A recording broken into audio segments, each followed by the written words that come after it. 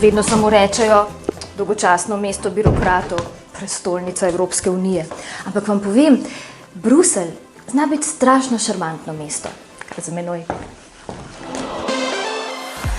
Zdaj gremo v Delavsko četrt in to zelo nobel, kar z dvigalom.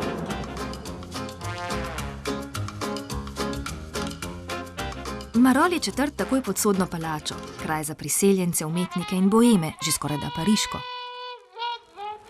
Bruselj je edino območje v Belgiji, ki je uradno dvojezično. Zato imajo tudi ulice dve imeni, francosko in flamsko.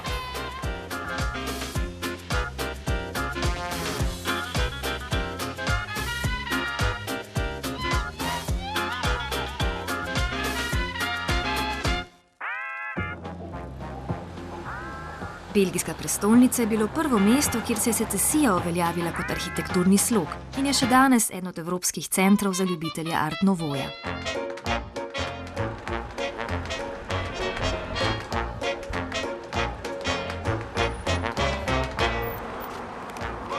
Bruseljčani imajo vedno svojo politiko, predvsem pa izbran okus za mestne ekipe.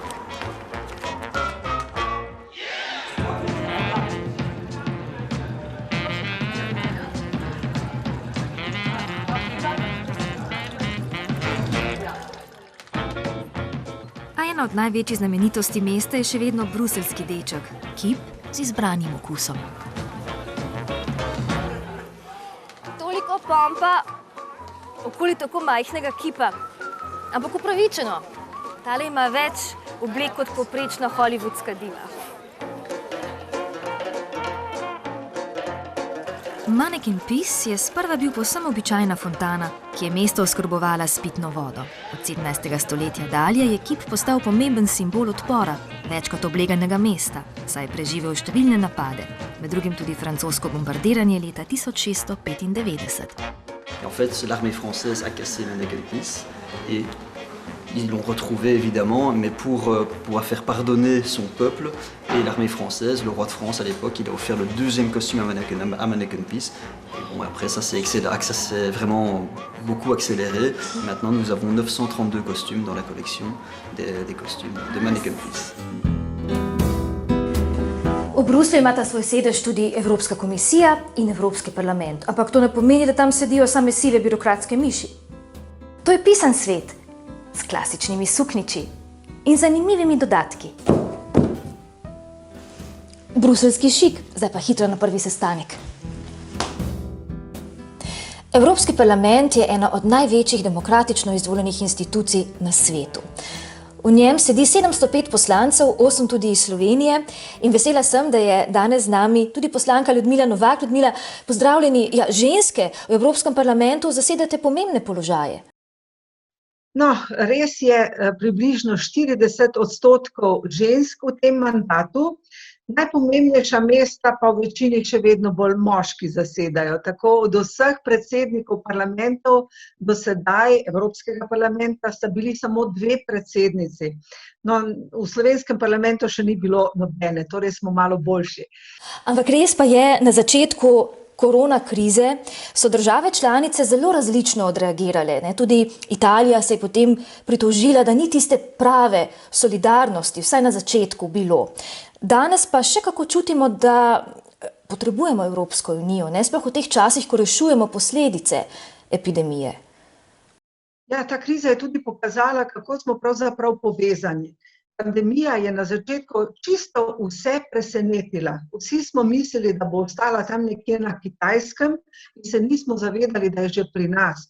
Seveda v Italiji se je to najprej pokazalo in smo še vedno bili prepričani, pri nas pa ne bo tako. Tako da pravzaprav nobena država članica ni bila pripravljena.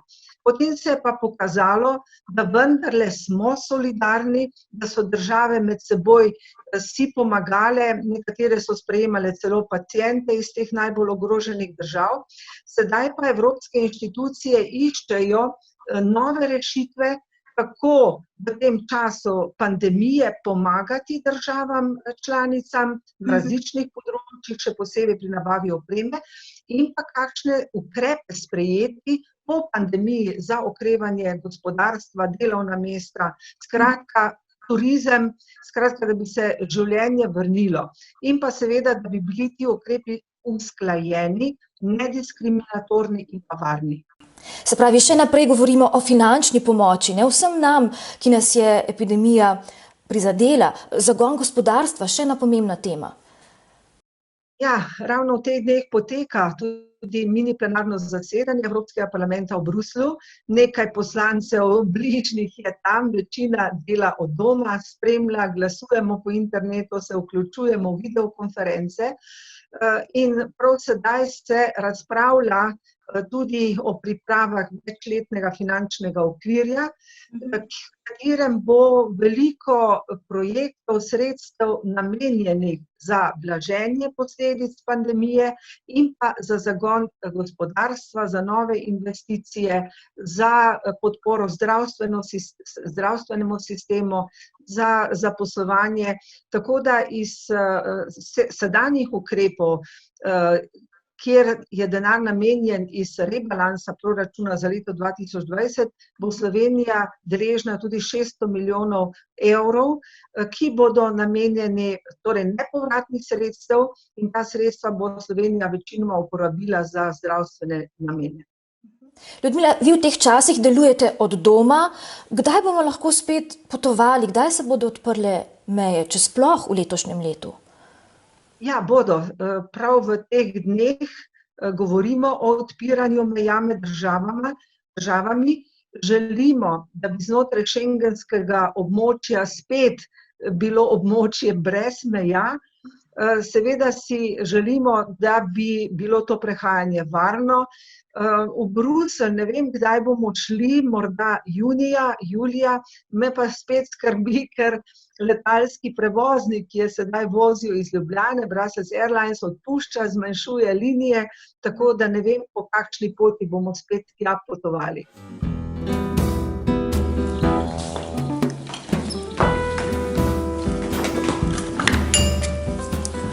V Evropskem parlamentu govorijo 24 uradnih jezikov, ampak včasih se zdi, da jih sploh ne razumemo. Nekaj značilnih izrazov iz bruseljskega slovarja.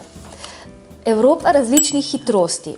Tu v bistvu mislijo na države članice, ki z različnimi hitrostmi dosegajo skupne cilje. Recimo vstop v evroobmočje ali pa v Schengen. S tem, da Slovenija je bila kar hitra pri tem. Ali pa trojica, še en tak izraz. Pomeni v bistvu, da 3 različne države predsedujejo 18 mesecev svetu Evropske unije. No, Slovenija bo prišla na vrsto prihodnje leto v drugi polovici skupaj z Nemčijo in Portugalsko. In še ena bruseljska pogodba. Kar naprej te pogodbe. Lizbonska, Maastrichtska. Se pravi, pogodbe so pomembne za delovanje Evropske unije. Na njih temeljijo vsi odnosi med državami, tudi dogovori, kako bodo delovale posamezne institucije. Zadnjo tako pomembno pogodbo so podpisali leta 2007 v Lizboni. Tudi mi, da bi lahko podpisali kakšno pogodbo, ker dobro sodelujeva. Je pa... Prezlo. Korona kriza se viš.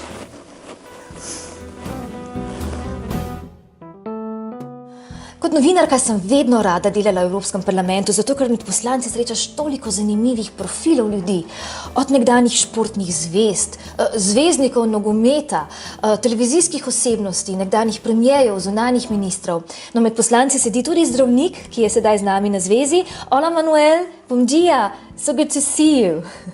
Manuel, you come from Portugal, a country that reacted very quickly, like Slovenia during the corona crisis, with the lockdown and everything else. And you as a doctor, you went back to volunteer in a hospital and to help people. Yes, I am a medical doctor. I have trained in intensive care, so for me it was an obligation to get back to the hospital, to get back with my colleagues, to help in that fight, in front line of that fight against coronavirus, where we have been pretty successful in Portugal. You know, here in Slovenia, we've been investing less and less into research in the last years, but now the EU is really becoming a very important player in developing a vaccine against COVID-19. Can we be optimistic about this? Well, that crisis showed everybody of us that the plagues have no frontiers. So the answer to the plagues should not frontiers too. And I think that the European Union and the funding from European Union are quite important to accelerate the processes of getting a vaccine. We get together 7.5 billion euros to finance the investigation in the vaccine and therapies against COVID. I think it's quite important, and the European Union is going to get a null mark on that. Gremo za trenutek še na Plas Luksemburg v Bruslju. Tam so se vedno po napornem delovniku dobivali sodelavci Evropskega parlamenta na kozarčku. Takole živahno je vedno bilo, poglejte. Tudi taki časi so zaenkrat minili, ampak veselja do požirka piva pa nam ne vzame prav noben koronavirus. Sploh ne v državi, kjer poznajo več kot 650 vrst piva. No in v Bruslju varijo tudi zagotovo najbolj nenavadno pivo na svetu.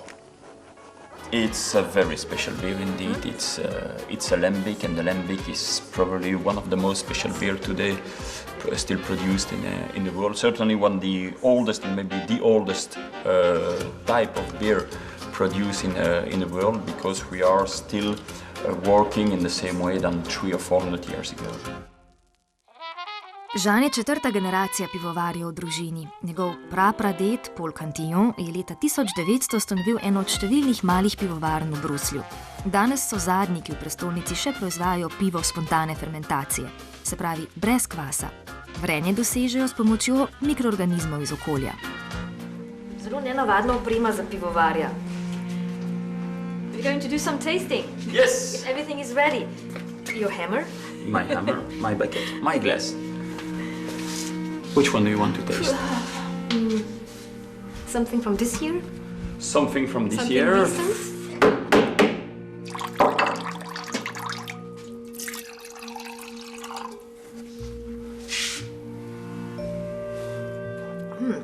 So It's still a bit flat, like you said. it's totally flat. It's But you see- like a wine, because the beer is coming from the wooden barrel. So the gas, you have a small gas production, but the gas escapes from the barrel. But you seem actually more like a winemaker. Yes, sure. When I'm working in this way, yes, I'm working more like a winemaker than a brewer. Yeah, for sure. No, Lambic je tudi osnova za belgijsko sadno pivo, tako imenovani krik. Meni je najbolj všeč višnjovo. In v Belgiji pivo vedno postrežejo v lepih kozarcih, včasih celo kristalnih. Strežejo ga tudi v kavarnah, kjer ga pijejo fine dame s klobuki. A ja, literarni kotiček imamo še, potem pa gremo nazaj. Ja, tudi nekateri evropski poslanci so pobudniki za izdajo knjig. Tako je poslanka Tanja Fajon leta 2013 bila pobudnica knjige Europus Mutandis, dinozaver ali gazela. Potem še ena knjiga, Prisoners of Geography, ujetniki zemljepisa, napisal jo je kolega novinar Tim Marshall in govori o pomenu geopolitike, kako zemljepis še vedno vpliva na marsikatero odločitev in politiko v Evropski uniji in drugod po svetu. Zelo zanimivo branje in knjiga, ki jo res večkrat vzamem v roke. Potem pa še eno zanimivo razmišljanje o Evropi. Evropa brez Evropejcev. Knjigo je napisal Aleš Debeljak, naš pesnik in esejist, ki smo ga prehitro izgubili. Ampak Aleš tudi podaja zanimiv pogled, namreč ali smo Slovenci z vstopom v Evropsko unijo seveda pridobili pravice, ampak kako še vedno na nas gleda Zahod. Zelo zanimiva knjiga. Jaz je žal nimam več, ker sem jo nekomu posodila in ni prišla nazaj. Tako da ob priložnosti menjam za stekleničko belgijskega piva. Vam pa hvala za družbo v tej vdaji. Vse informacije lahko preverite tudi na moji spletni strani mojcamavec.com in računam na vas tudi prihodnji teden, ko bomo odpotovali daleč stran. Se vidimo.